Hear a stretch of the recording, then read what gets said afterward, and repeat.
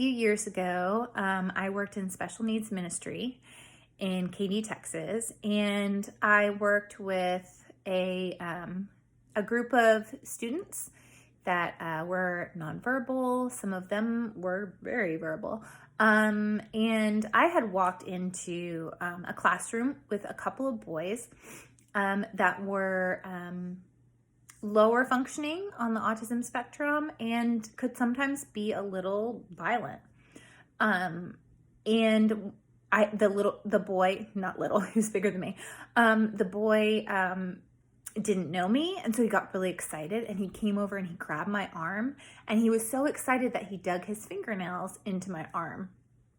And I don't think I have the scar anymore, and even if I was going to show you on here, I don't think that you could see it, but for the longest I had these fingernail marks in my arm from where he grabbed me.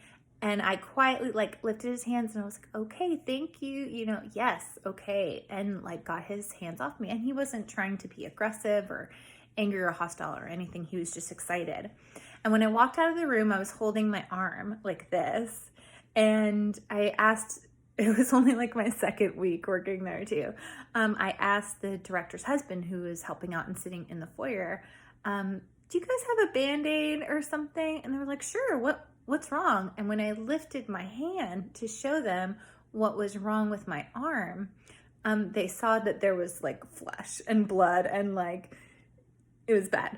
And they were like, oh my gosh, what happened? And, I had to write a whole incident report and all this stuff. I think I even asked for paper towels because I'm actually allergic to Band-Aids. Of course I am. And they brought me Band-Aids and I was like, oh, I'm sorry, I'm allergic. I can't, just paper towel and some duct tape will be fine. And from that moment on, the director and her husband would call me Warrior. They'd call me Warrior Wendy, because even after my third, maybe second or third week there, I still showed up every week, and they're like, you're a warrior. And Warrior Wendy, so that's what they called me. And that kind of followed me for a little while. And then a few years later, when I was battling my autoimmune disease and still battling fibromyalgia and stuff, that word just kept coming back to me, and it just kept coming up and all the time. And so when I read Dan Allender's book, To Be Told, it said that eventually God gives us a new name. And so when I only read that last year, when I read that, I was like, I think I know what my name's going to be.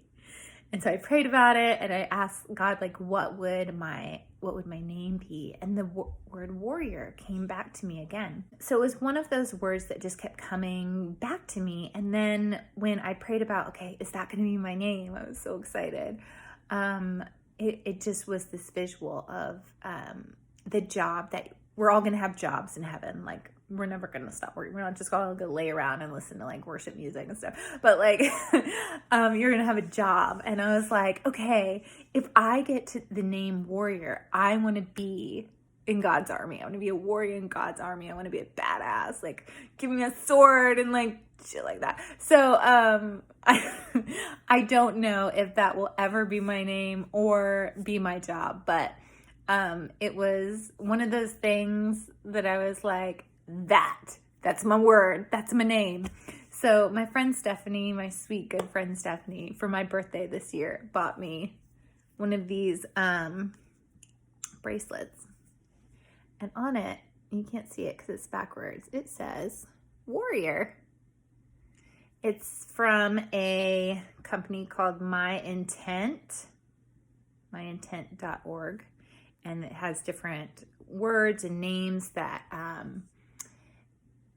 that you would identify with. So I thought that was really cool, because in our coaching sessions, I always ask people, what's your name? What's your word? What's the one word that would describe you? And I don't want to share Stephanie's because I didn't ask her if I could. But people typically choose something that is either important to them or that they've heard over and over before, but sometimes we get stuck on these words that are not positive. My friend Deanne taught me that if you're afraid that people are going to start naming you something, you have to name yourself first. And I really struggled with that because in ministry, I feel like people name me as too loud, too bossy, too much, too big, too, whatever.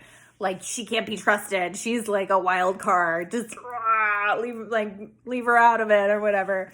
Or don't give her the microphone.